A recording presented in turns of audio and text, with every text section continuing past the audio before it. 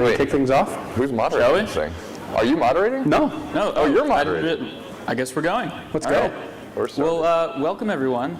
We have a great panel planned for you guys on how to further decentralize the Bitcoin mining hash rate.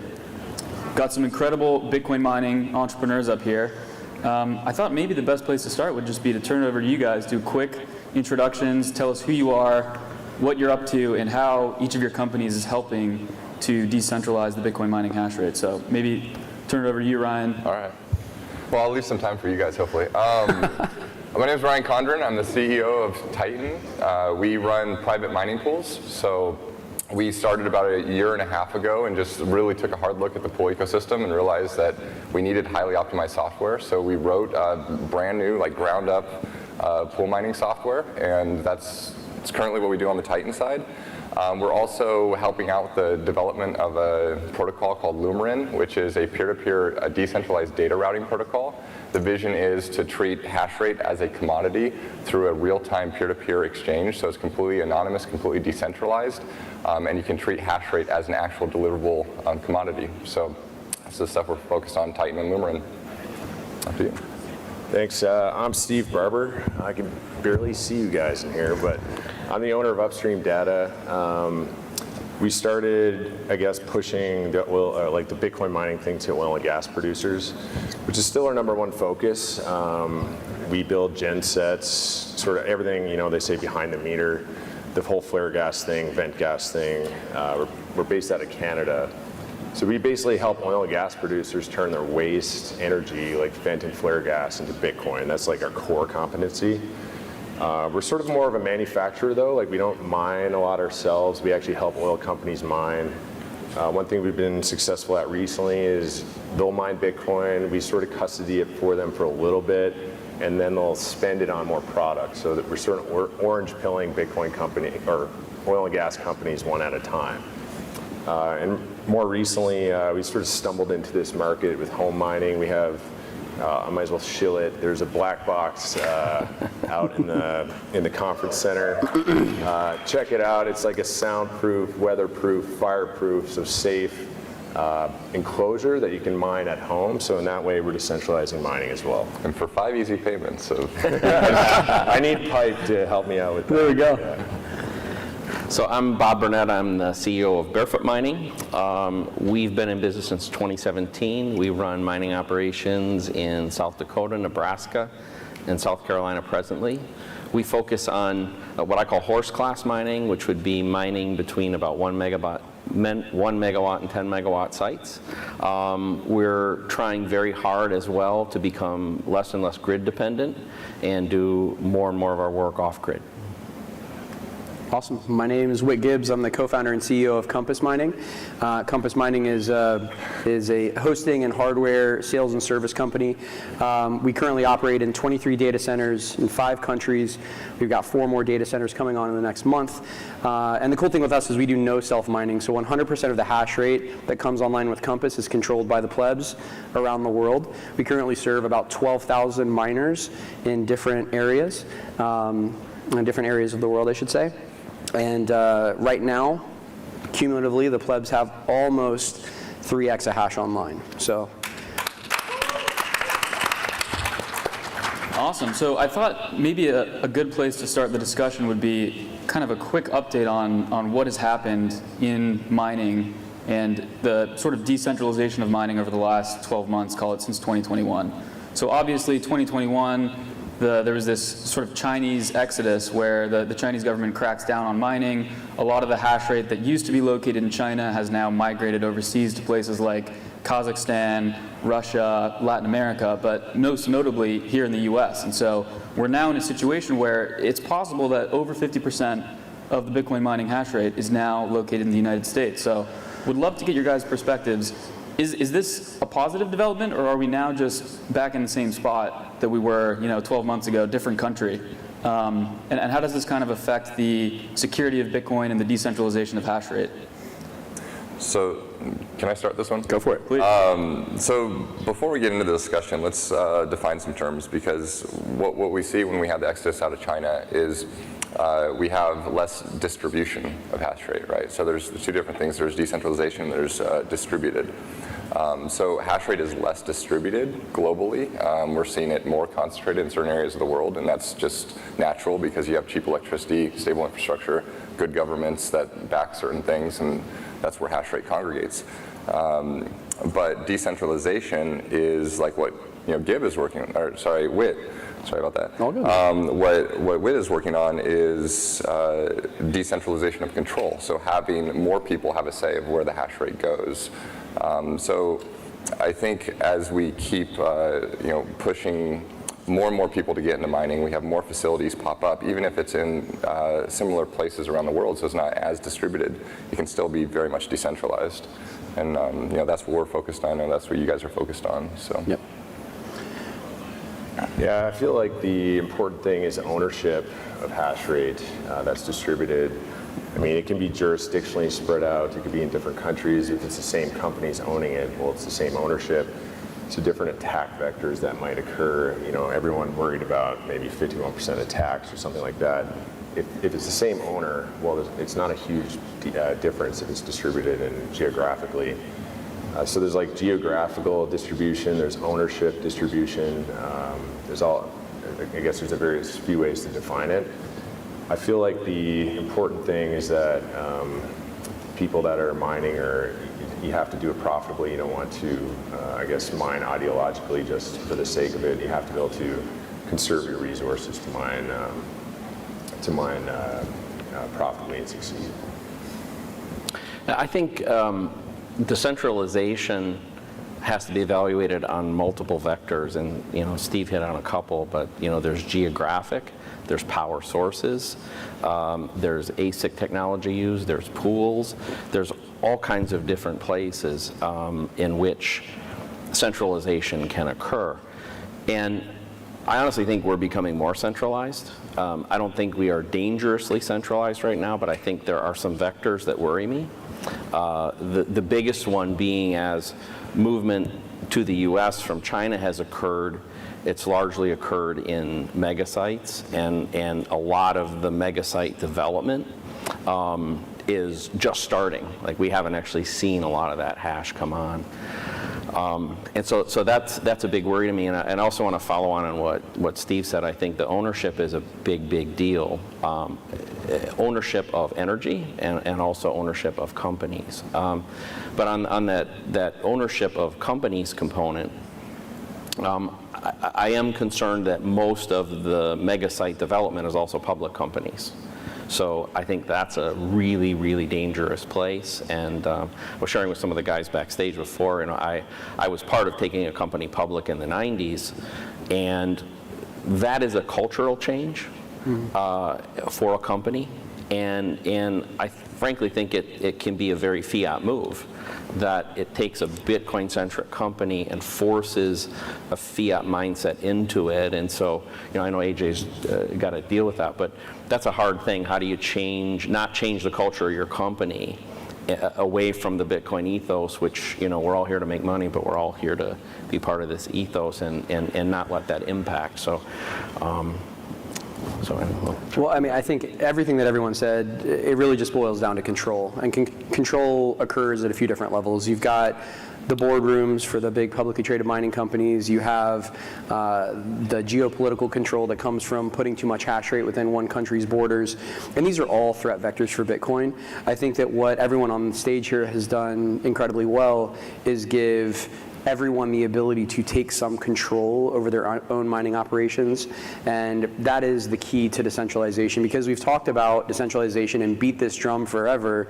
But in reality, the majority of the time that Bitcoin has been in existence, there's 30 to 50 major decision makers that are controlling the majority of the network. And we saw this come out with King of Ripple Larson's change the code bullshit, right? His first thought was, let's get the 50 biggest miners to get on our side, because then we can control 51% of Bitcoin's network and we can change the code. Lots of fallacies in that argument, but one thing that is important to understand is that even someone as backwards as him knows that there's only 50 or 60 people that control the majority of Bitcoin's network. So the real push for control is going to come down to more individuals taking personal control over their own mining operations and making sure that not only are you buying Bitcoin, not only are you getting, Bitcoin back with Fold, but you should have an ASIC or two on the network as a part of your diversified strategy to secure and stack as much Bitcoin as possible. So I'll also add in too, because we're talking about at the miner level, and we're forgetting that the overwhelming majority of miners sell their hash rate to these little entities we call pools. Mm-hmm. And if you actually look at the pool stats, I think it's very generous to say 50 or 60 people, because in reality, if you look at the pools, we're talking 3 or 4. Yeah, true. So if you want transaction censorship, it really takes about 3 or 4 people colluding to block a list of addresses. Now, I apologize if that terrifies some people in this room, because it really terrifies me, because we are all bought into this idea that we are working in this decentralized money, this decentralized ecosystem. But the reality is we've pulled together and we've centralized for the sake of optimization and stable payout, and we've completely forgotten what we're doing with the hash rate and who's actually creating the blocks. And if you want to see who's creating the blocks, you just look at who's signing the Coinbase, and it's all coming from 3 or 4 people. I mean, you take the top 10 pools and you have over 90% of the hash power. And we have to be realistic that what we're doing is disrupting the financial infrastructure and power infrastructure of the world. So like I know Steve and I have both written articles in the last couple months about some of these topics. And I know both of us, we've spoken a lot about it, is we're coming from the perspective of, we have to get in front of this as an ecosystem and a community, because other people are going to be looking at these exposure points, and we have to stay one step ahead in the game theory at all times. So what Ryan points out is a very, very important perspective. So, and I mean, not to shill my own product, because there are a lot of great pool providers out there, and we really need to back them, and we need to encourage miners, at-scale miners, to run their own pools. We need to back every enterprise that's invested in this industry to run their own pool. We need more options, because it's not enough to decentralize the control, because now that people actually can control the hash rate, they need options of where to route the hash rate. More controls, more decision makers, but decision makers are only going to make good decisions based on the amount of, where they can send the hash rate. So we need more pools. Bob, you alluded to one trend that I wanted to touch on, which is sort of the proliferation of these hyperscale on-grid sites here in the U.S., even within a couple of regions in the U.S., ERCOT West, other regions like that, largely owned by publicly traded entities. Do you guys think this is just a phase? To what do you attribute the kind of this trend? And then, Steve, I know you in particular wrote an awesome article a couple weeks ago about sort of the off-grid versus on-grid debate when it comes to mining. So I would love to hear your guys' thoughts on this trend and where you see it going in the future. Go ahead, Steve. Yeah, what I wrote about, I look at things from an engineering perspective, first and foremost. That's my background. And I was, I guess, putting out some constructive criticism on some of the narratives around these big mines and how good they are for the grid. There's certain downsides, and I touched on them from, again, the engineering viewpoint, such as, if you build these big mines in Texas, which a lot of them are going up on interconnects and such, they're plenty good for their grid in many ways, but the question is it optimal? Like, is that exactly where the future is trending? And in my eyes, it's not exactly where it's trending. I see that more as a temporary sort of early industrialized phase of mining, where you have a lot of big money coming in, a lot of well-financed capital, and it makes a lot of sense for them to place these at strategic locations that are easy to, I won't say easy, because there's nothing easy about these massive deployments. It's a big construction project. But there are downsides, such as like transmission losses. That was one of the points I made. The beautiful thing about Bitcoin is that it's portable. It's a portable load. It's a portable sales point in the oil and gas space. Some guys coined the term like a digital pipeline. So you don't need to put it downstream. You can put it immediately upstream at the energy source. We specialize in doing that on oil wells and gas wells. On the grid, In that article, I used Riot just because they're famous and they're huge, and they built an amazing facility in Texas. But one critique I had was that, because it's downstream in the generating plants, there's certain upsides of that. One downside is that you have a lot of energy loss in the transmission, like the wire losses, the heat generated from just transmitting electricity. If you broke that up and distributed it upstream to the power plants that feed that particular mine, I just use them as an example because they do amazing marketing. But there's plenty of guys like that. So that was like one example. So I mean, we focus on like upstream stuff and oil and gas. And I see the future personally is, generating stations will have standby mines doing the same thing that we're talking about, demand balancing, load response, but doing it upstream, just sort of like our customers in the oil field are doing. They're doing it for different reasons. It's not grid related. It's like emissions related and regulatory related. But that was like one of the views. And the other view I had is there's another sort of force that pushes it downstream. So there's like efficiency sort of pushes it upstream. There's also privacy pushes it downstream. You cannot mine privately in a multi-gigawatt facility, right? Like everyone knows you're there. You cannot hide it, right? I did a talk a couple years back in Vietnam talking about private mining. You can only really mine truly privately, and even Austin's not up here, but Austin at Galaxy has criticized that, where even small-scale mining has a signature on the grid. Like you can sort of, through some high tech, figure out if people are mining at home. But small-scale mining is the peak privacy, whereas upstream, say downstream, small-scale is peak privacy. Upstream is peak efficiency, and so there's sort of like a balance. So it's sort of a different view on it, but that's sort of the way I think about it. I'll some insight into mining, especially any of you who may be interested in getting into it. Every deal requires three things: an energy deal, mining technology, mining machines, and capital. And I've spent the last 5 years chasing those three, and at any one point in time, one of them is hard. And so I think the big guys, especially those that have gone public, what they've done, to make their business easier to a certain degree, is they solve the capital problem right up front.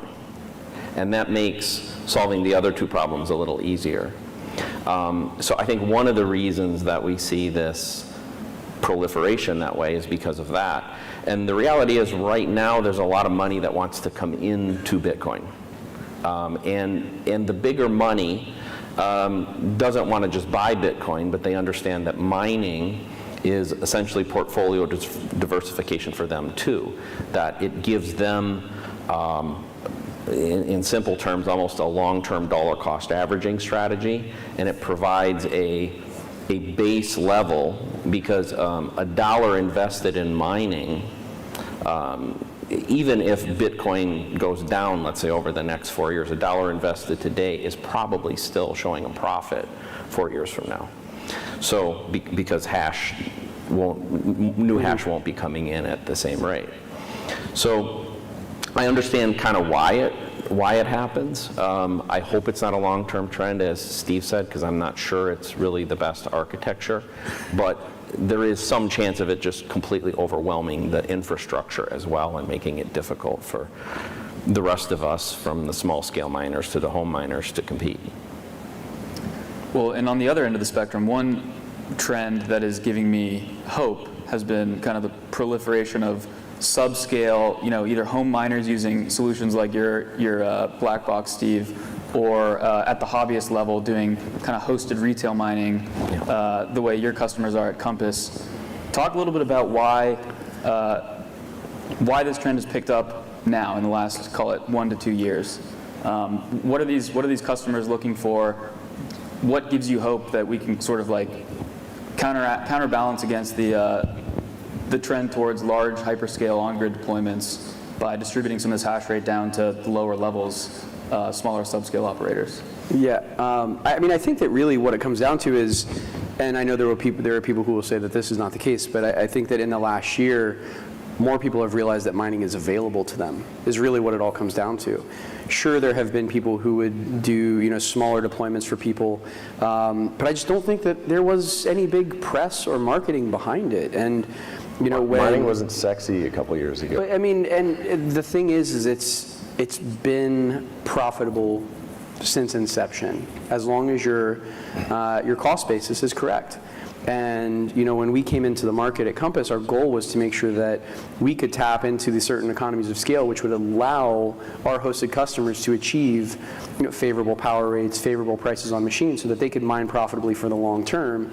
And what we saw is, as soon as we went to market with a product, it took off like a rocket. And it wasn't because we were offering anything massively revolutionary. We were just willing to do what other companies weren't, and that's get in and help somebody who wants one machine with one space on a rack to get access to mining.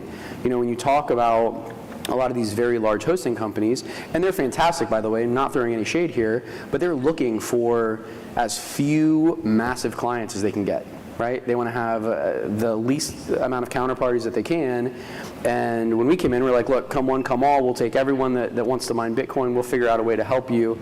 And people responded very well. And then, following on with at-home mining, just to throw a little love Steve's way, I think the coolest thing about the black box is that it solves for all of the problems that home miners have, because you plug 2 of these machines in your kitchen, like, okay, maybe you'll mine some Bitcoin, but your wife might leave you. I remember the first time you showed me this, I'm like, this is going to save so many marriages. It's the wife saver. It is. So I think You're undercharging for it, Steve. I used to run an S3 miner in my bedroom during the winter. I just closed the door and let it run, and it heated up. I think we've gotten to the point in the industry, though, at-home mining will never compete with enterprise scale. I don't think we'll ever go back there. We started with mining as a hobby. We moved into mining as now an industry, and I think we're very quickly approaching mining as core infrastructure. I agree and disagree with that. A lot of our customers on the black box and a lot of the memes that were generated had to do with privacy and like KYC free Bitcoin. I hired a guy off Twitter who makes great memes to make a meme, or like a GIF, whatever you call them. it's GIF. And I got him to draw a black box because I named the product for a reason, and it's sucking in fiat and spitting out Bitcoin. Yeah. And I also memed it by getting him to suck in like Coinbase symbol, Kraken symbol, all the exchange symbols, and put out pure Bitcoin, because one of the big, I won't call it a problem, but like one of the big initiatives right now is surveillance, right? Coin surveillance. Companies are, calling coins tainted if it's not mined by coal panels, also known as solar panels. So like, there's all this like rhetoric around coin taint, which is all very subjective. And so there's a whole market of people that want privacy. So while you're right in the sense that home mining being furthest downstream on a grid can never compete with anyone furthest upstream on a pure economic basis, there's a whole different force pushing it downstream. That's what I tried to distinguish just the last time I spoke. There's efficiency and there's privacy, and privacy pushes downstream. I think we can put a privacy layer on top of. Clap for him first. Sorry. Please clap. So I think we can have the best of both worlds here, and this is actually why my team, once again, not to show what we're working on, but we're working on an open source protocol called Lumerin, and the purpose of this protocol is to provide decentralization of control of hash rate. Hash rate is always going to congregate around what we said is low power, stable infrastructure. We're always going to see that centralization aspect or that lack of distribution. So we get economies of scale. But now we need privacy, we need decentralization of control, and that's where Lumerin comes in as a decentralized routing mechanism where you can actually create smart contracts to broker the buying and selling of hash rate. And it's all anonymous, it's decentralized, and now we have a DEX for hash rate that we're working on, where anyone in the world can now buy hash rate, and someone in Southern California can control hash rate that's being created in Texas completely anonymously. And that's freedom. That's not KYC, that's not AML, that's literally people buying hash rate from someone producing hash rate. Because at the end of the day, hash rate is a commodity. It's a direct derivative of electricity. We're not burning electricity to get coins. We're translating electricity into hash rate, and now we're transmitting hash rate globally through a decentralized ecosystem. So now we're touching on the green narrative and all that other stuff. But hash rate is just another commodity. It's a product that we're producing, and if we treat it like that, we can completely rewrite the narrative in that space as well. One thing to dovetail on what Steve was saying earlier, and I mean, we're seeing this as well, ROI is still important, but it's not the main focus for everyone that's getting involved in mining now. Yeah. I think that there really is a desire to participate in the network, to have a machine that's on the network and working to earn you Bitcoin. But I mean, we've been historically spoiled in this industry, right? There's not another industry in the world where you're going to invest capital and expect a 12-month return on your initial investment. That's not realistic in most other industries. So now we have people who are coming to this space, and I know Adam on your team has talked about this a lot. People who used to invest in real estate are now coming and getting involved in mining. And if you think about purchasing an income-producing property, whether it's a rental property or you're going to flip a house, you're going to buy that, and if it's a rental property, you may not see that return on your home for a decade. But if I take that same $500K and come to mining, even if it's at a not great cost basis, you're going to end up seeing an ROI on that investment in call it 16 months on the long side. So we really are now seeing people who are coming in, and they understand that the economics are good enough. And it's worth investing in getting involved. But they're really here for the ethos of Bitcoin. They really are here as true Bitcoiners who want to transfer fiat into Bitcoin. And the most efficient way to do that is through mining.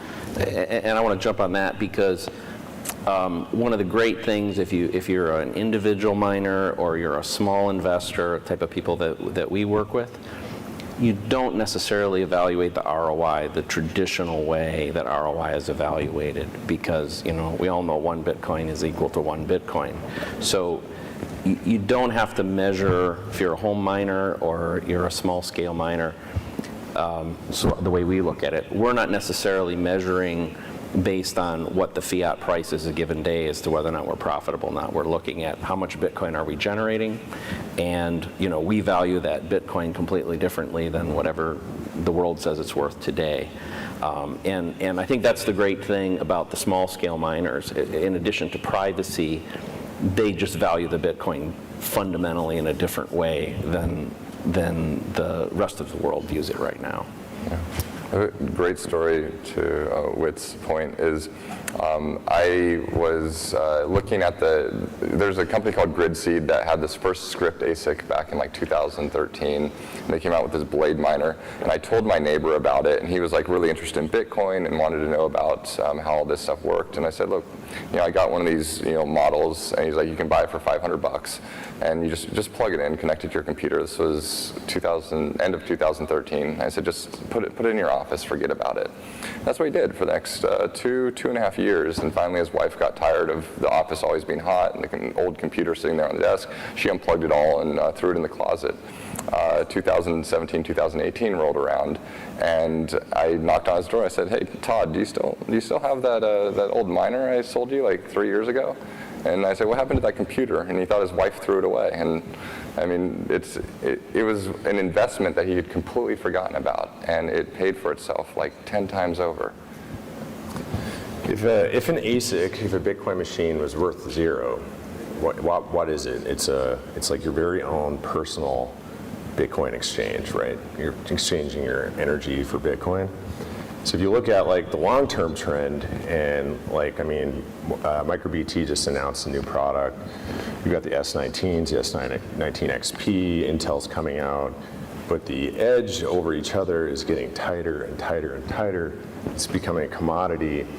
So I look at it like in 20 years, when these things are just like, the differences between them, or they're selling them on like this bell or whistle that they have over the other guy, and they're more of a commodity. I often compare it to engines, right? The early internal combustion industry was a lot like this now. There's a lot of innovation. Otto is famous for the 4-cycle engine, but there was actually plenty of people that preceded him and came after that iterated. But the engine efficiency eventually peaked, and it sort of became a commodity. And now engines are just a lot of engines sit doing nothing.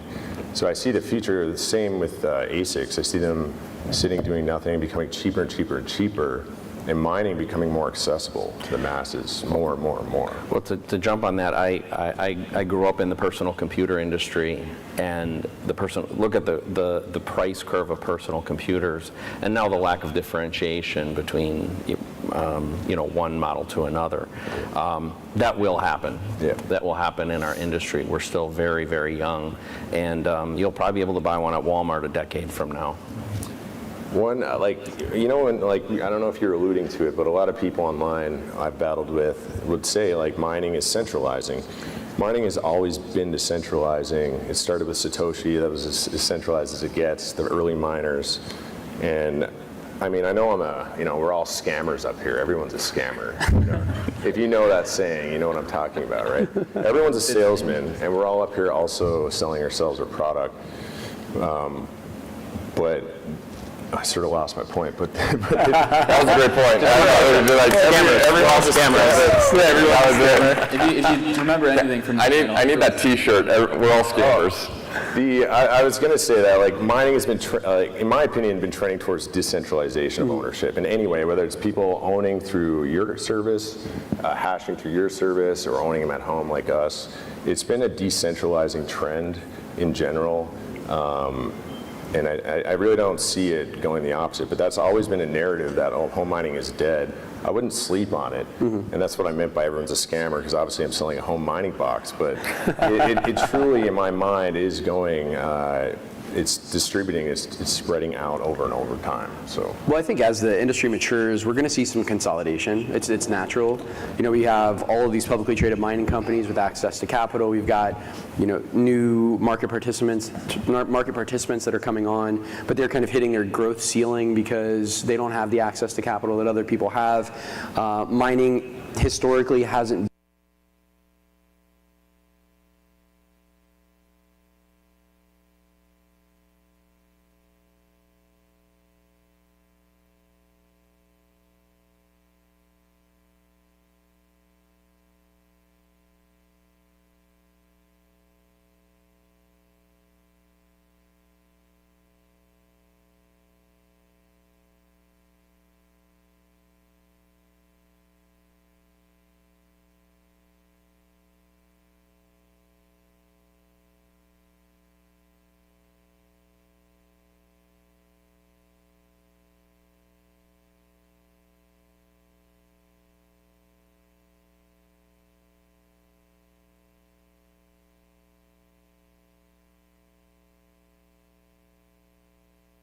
I think when it comes to decentralization, it's nothing is ever like 100% decentralized or centralized.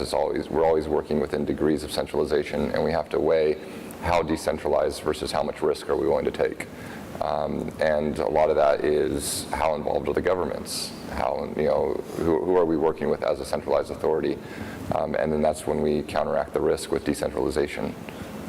At the end of the day, we are trying to avoid censorship. We're trying to make sure that this is open. This is for everyone to use. This is literally money of the people, by the people, and we're building it ourselves because I don't know about you guys, but I was born into a banking system that I had no say over. Yeah. And, we were all born into an ecosystem in this world that was decided for us 200 or 300 years ago and iterated on top of that. And that's controlled by people that we don't know who they are. We don't have connections with them. We don't have contact with them. And we're taking it back. And I love that, Ryan, and I want to add a couple things. And one is we're trying to build forever money. We're not trying to build money for today. We're trying to build money forever. We have a one-time chance in the history of mankind to do it right, and this is it. Okay. If we screw it up, we'll never get another one. We're going to be constantly threatened. And I think just, we as part of this ecosystem have to have our eyes and ears on, as these things try to centralize and consolidate, we just don't let it get too much so. Anybody that wants to geek out, I wrote an article about a month and a half ago for Bitcoin Magazine, and I went through some of that. And, this is just my opinion, but I think as long as we never get over about 70% in any one vector, we're not really in any trouble. 85% is a real danger spot. So like what Ryan talked about is maybe where the pools are right now. That's maybe a present danger spot. But everything is completely preventable. We can keep the ecosystem completely defensible by just not letting ourselves get too far.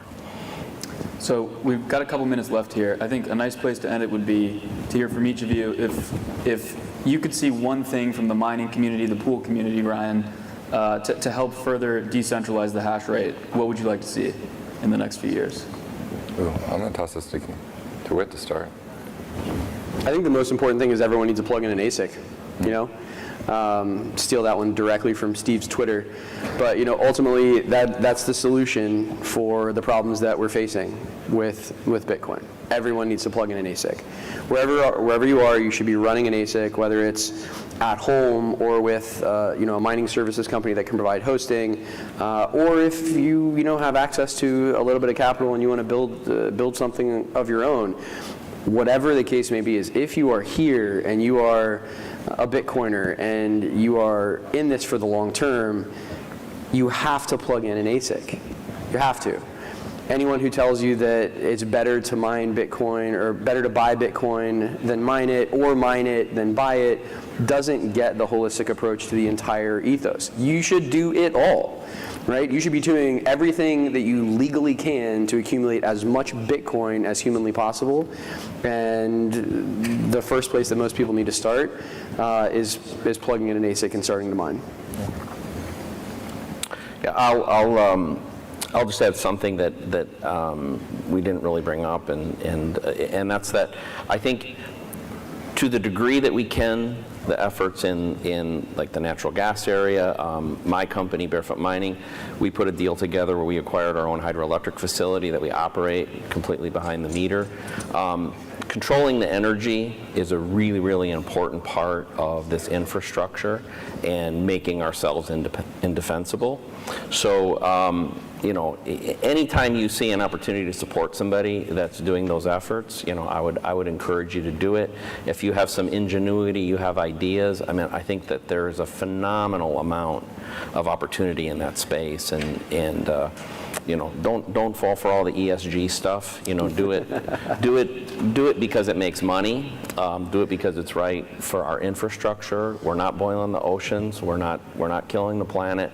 We're doing what I believe is the most important thing in the world, which is fixing money. Well said. Trying to think of something cool to say. I agree with Whit. What was great for me was learning about mining in Bitcoin by mining, like getting an old S9, one of those grid seeds. I started with a Gecko miner stick miner. I don't know if you guys know that. Yeah. And I plugged it in my computer. I didn't know anything about code, and I figured out how to run CG Miner, which was a big deal for me. I can do Excel spreadsheets, but that was a big deal. So education is one thing, obviously, and that's why I love the content providers, like writing stuff. You guys have all written stuff. Marty's podcast, I see him in the crowd, so I like to shill Marty. You should listen to that. Education is number one. Mining's important. I sort of look at it like profit seeking is actually what matters, and that sounds like this ultra capitalistic thing to say, but if you're not doing what is most profitable for you, your family, then you're wasting your own resources, and that's not good for you, and it's not good for the Bitcoin network. So even though I want you all to mine, I do believe in some cases buying Bitcoin is better. Mine it when you can. Mine for education, for sure, educational purposes. But you got to seek profit, because ideological behavior is great on paper, but if you lose all your resources and your ability to put food on the table because you're doing something in the name of the good without actually making any money doing it, well, you're shooting yourself in the foot. So yeah, make money. I need that t-shirt also. What would I like to see the future of mining and decentralization? I would love every single stakeholder in this industry on an institutional level to run a mining pool, every large-scale miner to have their own mining pool. I want them to be transparent, auditable. I don't want these black boxes. I want, not referring to you, but I want to see more choices when it comes to that. He's bigger than me. He bullied me on stage. A parting shot? No, yeah, by his Welcome to my world. No, I want to see more options when it comes to pools. I want to see every renewable grid to be counterbalanced by mining. I want to see that load balancing effect. So whether it be in California or Texas, I want to see governments getting involved in that level, making sure that their grids are properly supplied with hash rate to counterbalance. I want to see hash rate more accessible to people, even if it's productized. If we have to wrap it in NFTs, if we have to wrap it in some user-friendly application, I want everyone to be able to purchase hash rate, to own hash rate, to control hash rate, to be able to put their vote into the ecosystem. If there's a BIP or a protocol update, I want everyone to have a say in that. I don't want 3 or 4 pools to be able to do that. I don't want at any point in the future for any government to say, these are a list of addresses that can't transact, and this is your whitelist, and then to hand that off to pools, and now all of a sudden we have censorship. I think that would be the end for me. So anything I can do to stop that, that's what we're doing. Beautiful. That's all we got time for. Thank you, audience, for coming out. Panelists.